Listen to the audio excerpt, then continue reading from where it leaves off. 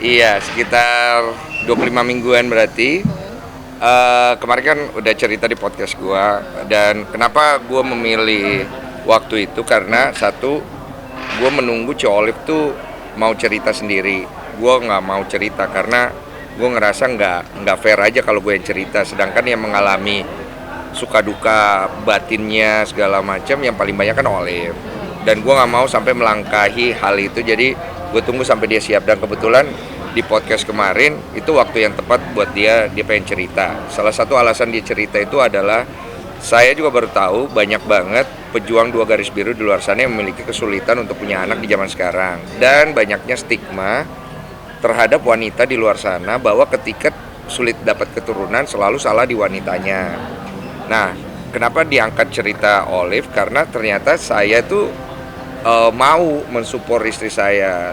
Tanpa saya sadar bahwa ternyata banyak ya stigma kalau laki-laki tuh kayak diajak check up, masalah mungkin cek kualitas spermanya segala macam tuh takut juga gitu. Sedangkan waktu itu aku juga ngalamin sih ketakutan itu, cuman karena saya pengen support istri, jadi ketakutan itu saya nggak hiraukan, karena yang paling penting sih istri dulu. Dan saya bersyukur setelah 2 kali keguguran, 3 kali 2 kali IVF gagal, sampai akhirnya yang sekarang ya lumayan lah mas, sampai 25 minggu ini masih baik-baik aja, dan semoga baik-baik aja sampai lahiran lah. Perjuangannya sih seperti apa yang digambarin Olive di podcast itu, dari pertama hamil nunggu sampai berapa minggu, mau 3 bulan, ternyata pas kita check up lagi USG, yang tadinya pertama baik-baik aja, tiba-tiba jantungnya udah nggak ada, akhirnya harus kuret. Dan kalau kuret itu kan luka rahimnya pasti, dan tunggu sembuh baru bisa program lagi. Setelah sudah sembuh program lagi, dapat lagi, ternyata belum sampai 3 bulan jantungnya bocor dan harus kuret lagi. Dan itu kan resikonya makin gede, karena kalau wanita banyak kuret, resiko untuk punya anaknya jadi menurun karena dinding rahim menipis. Tapi untungnya tidak terjadi sih sama Olive masalah itu. Akhirnya kita pikir ya udah, kita cari cara terbaik ya dengan bayi tabung IVF itu. Kita pilih di Penang, dan saat itu kita berpikir bahwa di Penang akan menghasilkan optimisme yang tinggi. Ternyata tidak. IVF pertama embrionya tidak nempel.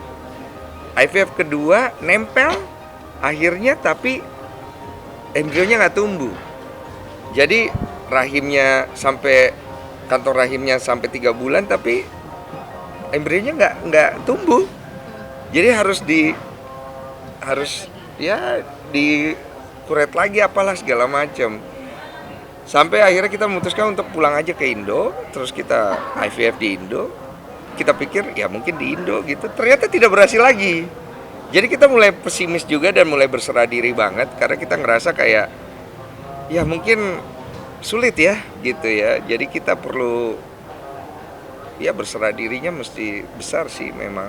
Sampai akhirnya kita ada di titik dimana saya, Olive, terutama Olive, ya udahlah terserah Tuhan aja, kita dikasih aja udah syukur lah ya. Putus asa ya? Putus asa sih enggak ya, cuman ngedown iya sih, karena gagal berkali-kali itu buat semua orang pasti berat banget gitu. Dan apalagi untungnya kita nggak expose itu, jadi sehingga membuat kita tuh tidak terlalu jadi sorotan gitu.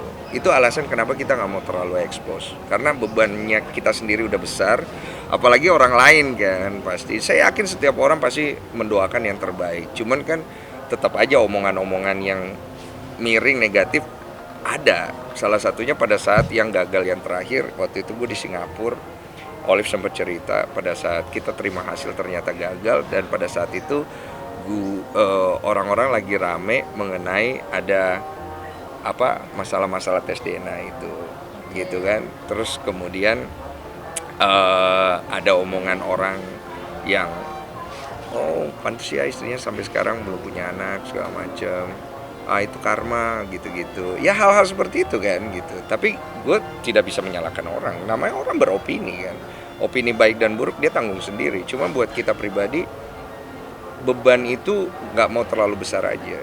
Makanya sih kemarin agak deg-degan juga pada saat akhirnya Olive mau cerita. Ya udah harus ada tujuannya nih, Kalau cuman hanya memberitakan doang, saya pikir lebih bagus jangan deh. Karena takutnya nanti kenapa-napa lagi gitu, kita beban gitu. Gitu. Trauma sih, terutama Olive. Olive paling gede, dia bahkan sempat pendarahan di program yang ketiga apa keempat, dan itu gue nggak ada di tempat karena gue lagi syuting di luar, dan dia nggak kasih tahu gue. Gue baru tahu itu setelah semua baik-baik aja. Gue ngerasa bersalah juga kan sebagai suami.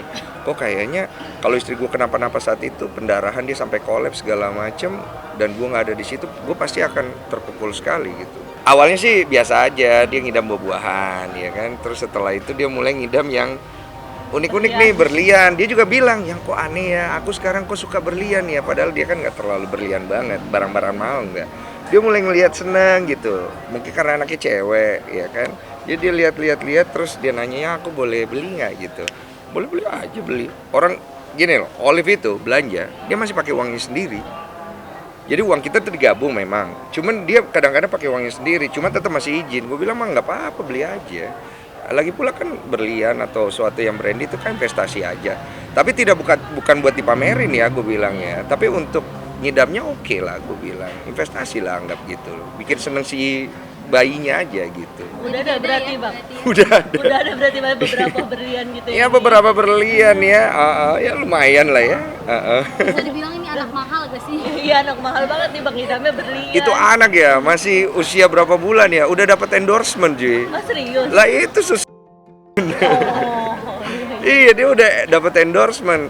Makanya gue juga bingung, ini anak sebenarnya bawa rezeki kali ya, karena dia udah usia berapa udah dapat rezeki gitu loh. Tapi kita nggak mau sampai akhirnya overexposure masalah anak sih, karena akhirnya kan nggak bagus juga. Makanya kita dari yang beritanya keluar, kita kalem-kalem aja lah gitu. Ya masih ada berapa bulan, kita juga belum tahu apa gimana nanti gitu.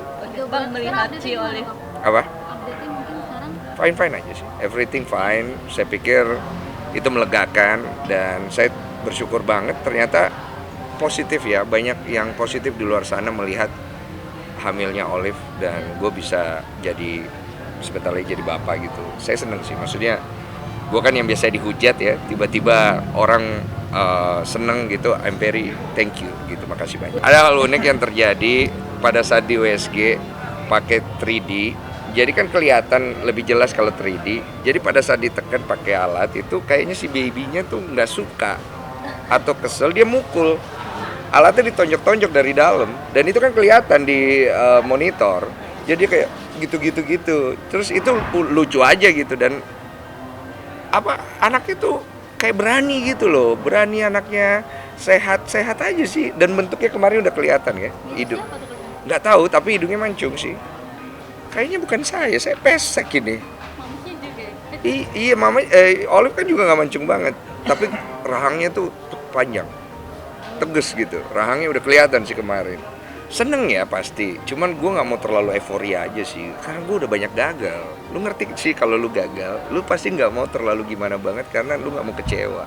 Jadi gue ngerasa kayak ya sudah, biarlah berjalan apa adanya. Gue nggak mau terlalu lebay mengekspos masalah itu. Ya kalau gue bisa cerita di sini ya gue berharap ini bisa jadi kisah inspiratif aja buat pejuang 2 garis biru, sama ya membantu dengan doa. Karena gue yakin doa itu akan ngebantu sekali. Karena kan dari awal kan selalu gue temenin. Jadi mungkin sekarang itu apa ya istilahnya, ya udah gue gak usah temenin aja, gue lihat hasilnya aja gitu.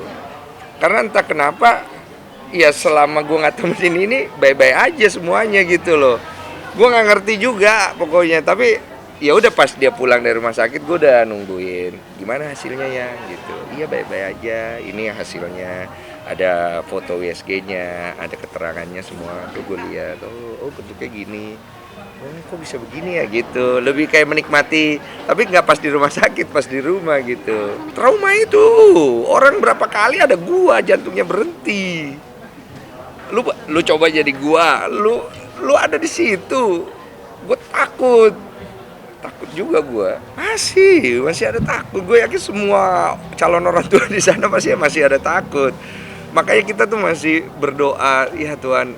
Dan gue nggak mau euforia aja, karena gue tahu diri semua belum pasti. Bahkan ketika sudah lahir pun juga belum pasti. Jadi gue pengen mungkin gue diajarkan sama Tuhan dan Olive untuk menerima berkat ini dengan kerendahan hati, bukan untuk dibesar-besarkan. Karena mungkin orang ngelihat gue selebriti atau apa, dan kemudian ini bisa menjadi faktor exposure yang gimana banget. Tapi Tuhan ingin mengajarkan kepada saya dan Olive untuk oke, kalau anak ini rezekinya bagus atau ini adalah sesuatu yang baik yang berkat Tuhan kasih kepada kita, tapi jangan kita terlalu berlebihan dalam memberitakannya atau menyikapinya sih. Liburan bang, ada liburan nggak sih mungkin Baby moon, atau baby moon. apa mungkin? Apa itu? Kan biasanya Jalan-jalan, dimanjakan iya. gitu dengan kenikmatan duniawi gitu, jalan-jalan, dimanjakan sama suami. Ada baby moon istilahnya. Dari suaminya? Suaminya, Ya, atau Ci Olive keluarganya request, atau siapa? atau Ci Olive Gua request sih- mau jalan. Gue sih boleh, cuman gue cuma bilang jangan terbang dulu, jangan keluar negeri jangan, sama yang jauh-jauh jangan dulu lah. Kan maksudnya lebih baik menghindari ya kan.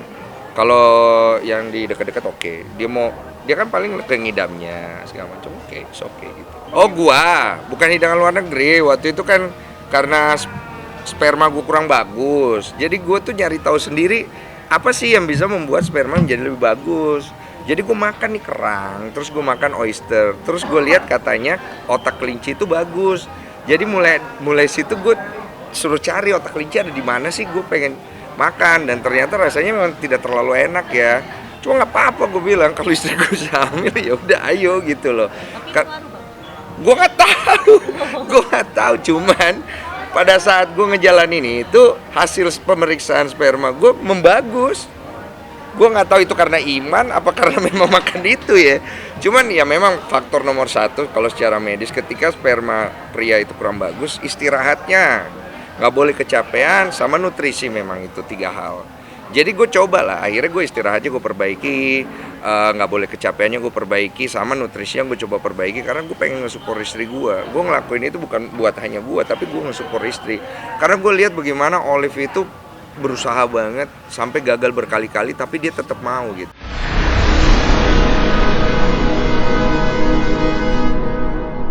Jadi jangan lupa untuk subscribe Cumi Cumi. Ditekan ya tombol lonceng merahnya.